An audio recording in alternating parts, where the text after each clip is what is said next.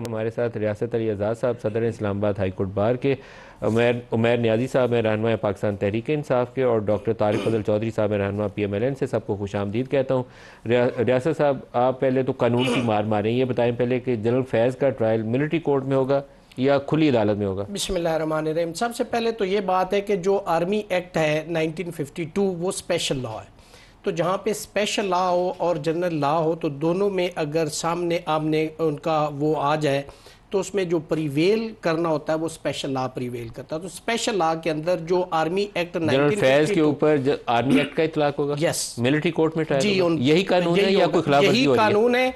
और general law जो है अपनी जगह पे, लेकिन चूंकि ये स्पेशल लॉ के तहत है और वो तो एक्सक्लूसिवली इस आर्मी एक्ट के अंदर आते हैं, उस डोमेन के ये अंदर आते बिल्कुल हैं। कानून के मुताबिक है या कोई बंदा जोर जबरदस्ती बाजू मरोड़ के आर्मी चीफ ने कहा नहीं जी मिलिट्री कोर्ट में करना है, या कानून के ये लॉ मुताबिक है, ये लॉ है? ये एक्ट के अंदर प्रोवाइडेड है और उसके अंदर इनका आर्मी जो वो फील्ड कोर्ट मार्शल होगा उसके अंदर ये इनका ट्रायल होगा फैज हमीद का। कोई आइन की खिलाफवर्जी या कानून की खिलाफवर्जी नहीं बात नहीं, चूंकि देखिए ये स्पेशल लॉ है और स्पेशल लॉ ही प्रिवेल करेगा, जनरल लॉ नहीं करेगा। उमैर साहब, आपकी जमात से या इमरान खान की जानिब से जो मुतालबा है वो अगर इस कानून से मुतसादिम है तो ये मुतालबा दुरुस्त नहीं है? हाँ जी, जिस तरह से रियासत साहब ने पोजीशन बताई, देखें मिलिट्री लॉस पे फंडामेंटल राइट्स नहीं अप्लाई करते। कॉन्स्टिट्यूशन में जो सेफ गार्ड्स दिए हुए हैं, राइट टू फेयर ट्रायल है, ओपननेस, जो हम आर्टिकल 10(10)A का हवाला दें वो नहीं करेंगे। वो बिल्कुल उस हद तक ठीक है पोजीशन, और ना ही वो कर सकते हैं। ये बात ठीक कह रहे हैं, बिल्कुल इसी तरह लॉ की पोजीशन है, ठीक है। मगर तो जहाँ तक खान साहब का आता है, देखिए मैं आज उधर था नहीं, मैं कॉन्टेक्स्ट को उस तरह से, मैं जिस तरह से उसको डिफरेंट समझ सकता हूँ। उमैर साहब तो मिलिट्री कोर्ट में ट्रायल होगा जनरल फैज़ का। कानूनी पोजीशन ये कानूनी पोजीशन नहीं है। मगर जो बेसिकली यूनाइटेड नेशन का जो चार्टर है ह्यूमन राइट्स का, वो कहता है कि तमाम ट्रायल्स को ओपन होना चाहिए। हम आइडियली उस पोजीशन पे नहीं है, ना ही हमने आज तक किस्सा किया है। मगर जहाँ तक किसी सिविलियन का ताल्लुक है, सिविलियन का आप उस तरह से जो है ना क्लोज डोर ट्रायल नहीं कर सकेंगे। That has to be an open trial. मैं मतलब as a matter of principle मैं सपोर्ट करूंगा कि इमरान खान का जो भी मुकदमा हो खुली अदालत में हो, मिलिट्री कोर्ट में ना चले। लेकिन आप इस बात से इतफाक करते हैं कि जो करंट पोजीशन है पाकिस्तानी मिलिट्री पर्सनल के हवाले से मैं बात कर रहा हूँ, दैट हैज टू बी, वो क्लोज डोर होगा, जो वो मिलिट्री कोर्ट्स में ही जाएगा, कोर्ट्स में ही जाएगा और उनका अपना उसी तरह से। आप इमरान के मुकदमे में कुछ कहना चाह रहे हैं? उस पे मैं आपको एक सुप्रीम कोर्ट की जजमेंट रेफर करना चाहता हूँ, PLD 2024 सुप्रीम कोर्ट सफ़ा नंबर 337, जिसमें justice retired Jawad S Khwaja साहब पिटिशनर थे, जिसमें उन्होंने आर्मी एक्ट का जो सेक्शन 2D1 था उसको उन्होंने कहा था ये अल्ट्रा वायरीज है। मतलब ये है कि जो फंडामेंटल कॉन्स्टिट्यूशनल राइट्स दिए गए सिविलियन को, उससे ये रिपग्नेंट है, इसलिए सिविलियन का जो है ट्रायल वो मिलिट्री कोर्ट में नहीं हो सकता। तो इमरान खान का केस इसके अंदर फॉल करता है। उनका वो जो डिमांड करेंगे आर्टिकल 10A या ओपन ट्रायल की वो डिमांड करते हैं तो ये उनका राइट है, कॉन्स्टिट्यूशनल फंडामेंटल राइट है, वो डिमांड कर सकते हैं। डॉक्टर तारिक फजल चौधरी साहब, ज़्यादा मुश्किल मामला इस वक्त हुकूमत के पास है। हुकूमत को बयान देना है और असूली एक पोजीशन बतानी है कि जनरल फैज़ को किस गुनाह में पकड़ा गया है। टॉप सिटी 2017 का वाक़या है, उसको 2018 में पकड़ लेते, 19 में पकड़ लेते, लेकिन 2024 में पकड़ा गया। उस वक्त ये DGC थे, इनके ऊपर एक DGI भी थे उस वक्त, जनरल नवीद मुख्तार। आप ही की हुकूमत का वाक़या है। उस वक्त आर्मी चीफ भी थे जनरल बाजवा। उन सबको पता नहीं चला और ये सारा कुछ करते रहे, लेकिन 2024 में पकड़ा। फिर 9 मई, जो हमारी इतला है जो अभी तक, कि इनको 9 मई में भी पकड़ा गया। 2 वाक़यात हैं। तो कितना कसूर किस वाक़े में, और आपने एग्जैक्टली किस केस में उनको चार्जेस फ्रेम किए? मलिक साहब, ये चूँकि जिस तरह के मेरे दोनों ऑनरेबल कोलीग्स ने बात की है, सेंसिटिव मैटर है और इसमें जो तमाम तर तफसीलात हैं वो भी शेयर नहीं की गई इस केस के हवाले से। जो अब तक की चीज़ें सामने आई हैं वो बिल्कुल आपने सही फरमाया कि टॉप सिटी एम्बेजलमेंट, और उसके बाद 9 मई, और उसके अलावा भी जो हमारे सामने की चीज़ें हैं कि इमरान खान और उनकी पूरी जो टीम है और पार्टी है उसकी फैसिलिटेशन, वो सारी चीज़ें शामिल हैं, वो किस हद तक थी। फिर उसके बाद जो अभी सोशल मीडिया के ऊपर जैसे हम डिजिटल दहशतगर्दी, और वो इसलिए कि वो पाकिस्तान के ख़िलाफ़ है, हम इसको डिजिटल दहशतगर्दी इसलिए नहीं कह रहे कि वो PMLN के ख़िलाफ़ है, वो इनका राइट है। ज़ाहिर है सियासी जमातें एक दूसरे के ख़िलाफ़ ट्रोलिंग भी करती हैं, एक दूसरे पर इल्ज़ाम भी लगाती हैं।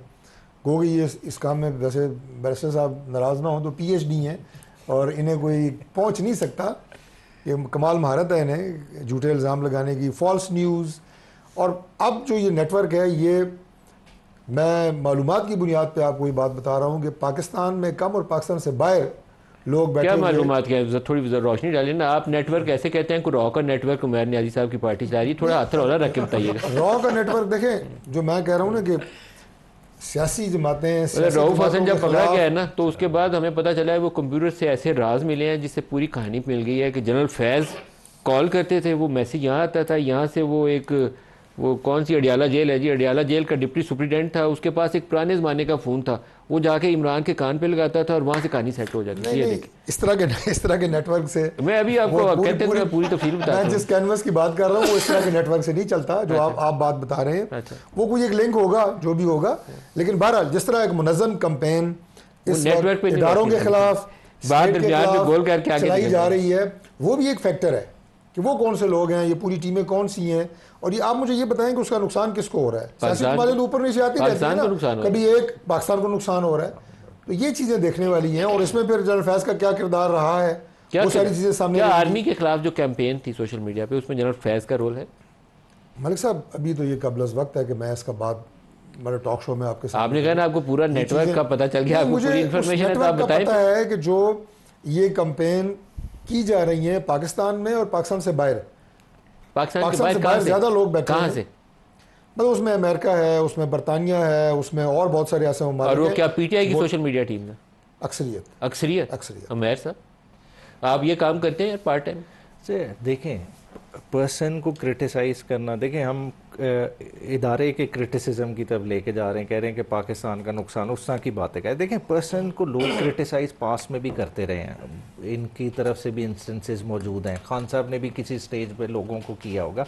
देखिए, इसको आप इक्वेट कर दें कि जी इदारे के ख़िलाफ़ साजिश और उस तरह के बयानियाँ बनाएं। अगर ओवरसीज़ कोई ट्वीट कर देता है, आप उसको कहें नेटवर्क बना दे, तो इस तरह नहीं होता। देखें, एक क्या आपके ऑर्गेनाइज्ड मीडिया सेल्स हैं पाकिस्तान से बाहर जो इस तरह का बयानियाँ बनाते हैं? नहीं, देखिए सोशल मीडिया तो एक, आप खुद मीडिया से एक तो ना इंडिविजुअल उमर नियाज़ी साहब की राय है, तारिक साहब की एक राय है, आज़ाद साहब की राय है, लेकिन एक होता है ऑर्गेनाइज सेल, आपने 30 बंदे बिठाए होते हैं, वो शाम तक 5000 ट्वीट्स करते हैं। हाँ जी, तो आपकी इस तरह के सेल्स हैं बरतानिया में? ये तो देखें, ये किसी बंदे को इम्प्लीकेट करें, किसी का आइडेंटिफाई करें। देखें, इतने रिसोर्सफुल हैं, देखें इनके पास हर एजेंसीज है एट हैंड। अब तक तो इनके पास सारा डाटा होना चाहिए था कि ये लोग हैं, ये इधर से ऑपरेट कर रहे हैं, इतने अकाउंट्स हैं।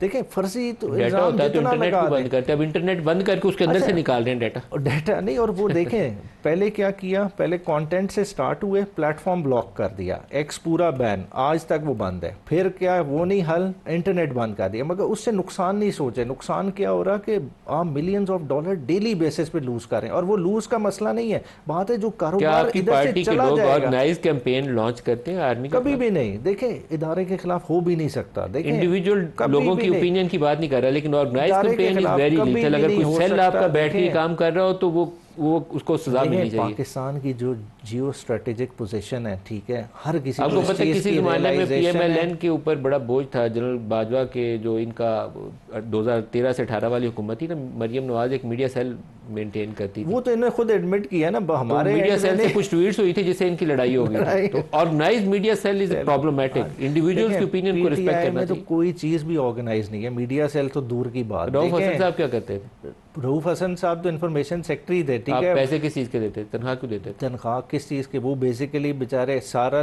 बैठ के मीटिंग्स करनी, ठीक है, 6.5 लाख स्पोक्स पर्सन के साथ मीटिंग करते थे, ठीक है, कि आज का ये मेन पॉइंट्स हैं, लोगों को पार्टी वालों को बना के देने कि आपने टॉक शोज पे इसने जाना है, इसने जाना है। आपके पास ये सारी सोशल मीडिया वर्कर्स हैं? नहीं, पेड वर्कर्स नहीं। आपके पास होते थे, अब मुझे अभी तो तनख्वाहें देने के पैसे नहीं है जी। आप पार्टी ऑफिस के हालात देखें, जो बेचारे जेल काट के आ गए हैं, उनके घर 2-2 महीने से तनख्वाहें नहीं गई हुई। ये तो पता नहीं किधर की बातें की जा रही हैं। रियासत साहब से पूछते हैं, रियासत साहब एक इंडिविजुअल पढ़े लिखे बच्चे की जो राय है उसको रिस्पेक्ट करनी चाहिए, अगर वो गाली ग्लोच ना कर रहा हो, किसी की फैमिली को अब्यूज़ ना कर रहा हो। लेकिन अगर वो ओपिनियन देता है कि फ़ौज मुदाखलत ना करे तो मैं उसको रिस्पेक्ट करूँगा। फिर मैं नहीं कहूँगा कि वो सोशल, ये टेररिस्ट बोलते हैं ना उसको, डिजिटल टेररिस्ट, मैं उसको डिजिटल टेररिस्ट नहीं बोलूँगा। लेकिन अगर उसको हम भी नहीं कहते, एक अगर ऑर्गेनाइज सेल है, उसमें 20 लोग एम्प्लॉय कर लेते, मैं एम्प्लॉय कर लेता और मैं कहता हूँ कैंपेन चलाओ आर्मी चीफ जनरल आसिम के खिलाफ, तो वो दैट शुड बी पनिशेबल। बिल्कुल, वो गैर कानूनी वो तो काबिल मजम्मत बात है। किसी भी इदारे के ख़िलाफ़ कोई भी ऐसी मलिशियस कंपेन, मुनज़्ज़म कंपेन, बिल्कुल वो जुर्म है, ताज़ीरात पाकिस्तान के तहत भी जुर्म है। लेकिन जैसे आपने फरमाया कि अगर कोई शख्स आइन और कानून के तहत दिए हुए जो उसके राइट ऑफ स्पीच है, उसका वो कॉन्स्टिट्यूशनल राइट है, अगर वो इजहार ख्याल कर रहा है within the domain and parameter of the constitution and restriction imposed by the law, उससे बाहर नहीं जा रहा, तो we should give a respect to the contention of that person, unless वो किसी को गाली निकाले या किसी का प्राइवेट फैमिली डेटा पब्लिक कर दे। मैंने यही बात ये है कि हमारे यहाँ प्रोटेस्ट को किसी और पैराए में लिया जाता है। आप बाहर यूके, यूरोप, किसी जगह आप देखें, वहाँ पे 4 लोग बैनर उठा के या वो पेनाफ्लेक्स लगा के या प्ले कार्ड लेके बैठे, तो उसकी एक रिस्पेक्ट है, उसको वहाँ की हुकूमत उसको अटेंशन पे करती है, वो देखती है उसके मैटर को कि ये कोई सीरियस। अगर रियासत साहब मुझे शौक है कि मैंने फौज के खिलाफ एहतजाज करना है और मैं GHQ के दरवाजे के आगे प्ले कार्ड लेके खड़े हो जाऊँ, तो क्या मैं इस पे सजा मिलेगी मुझे या मुझे रिस्पेक्ट मिलेगी? मेरा इस पे आंसर है कि जो कॉन्स्टिट्यूशन के अंदर आपको राइट दिया गया है, restriction imposed by the law, उस रिस्ट्रिक्शन के अंदर अगर आपका एहतजाज है तो वो जुर्म नहीं। मैं प्ले कार्ड लेके खड़ा हो जाऊं, मैं एहतजाज कर रहा हूं स्पेसिफिक कि फौज सियासत में मुदाखलत ना करे, तो ये काबिल सजा तो नहीं? नहीं, देखिए मेरी बात सुने, वैसे तो फौज का काम भी नहीं है सियासत में मुदाखलत करना, ये तो बिल्कुल वो है। लेकिन जहां तक आप एहतजाज की बात कर रहे हैं, वो कहते हैं ना कि आपको आजादी हासिल है, जहां से मेरी नाक शुरू होती वहां पे आपकी आजादी खत्म हो जाती है। आपको बोलने का हक है, वो सर्टेन कंडीशन जो लॉ ने इंपोज की उसके अंदर आपने रह के करना है। अगर कॉन्स्टिट्यूशन, मेरा वो एहतजाज लॉ के अंदर है कि बाहर होगा? अगर मैंने जो आपको शक्ल बताई है कि मैं प्ले कार्ड लेके खड़ा हूं कि मुदाखलत ना करे फौज से, अब देखिए अगर तो वो कॉन्स्टिट्यूशन उसको प्रोहिबिट करता है तो वो जुर्म है, अगर नहीं करता तो वो जुर्म नहीं है। करता है क्या पाकिस्तान कानून इसको प्रोहिबिट करता है? आप देखिए ना, मैं समझता हूं कि एनीवेयर जहां पे रिस्ट्रिक्शन नहीं है कि आप यहां नहीं जा सकते, आप एहतजाज कर सकते हैं। वकील है, मुझे घुमाई जा रही है, ये सही है कि नहीं? मैं देखिए ना, ये स्पेसिफिक क्वेश्चन आपने पूछा है ना, लेकिन आपका हक है, आप किसी जगह पे मैं कर सकते हैं। आप ब्रेक ले लें।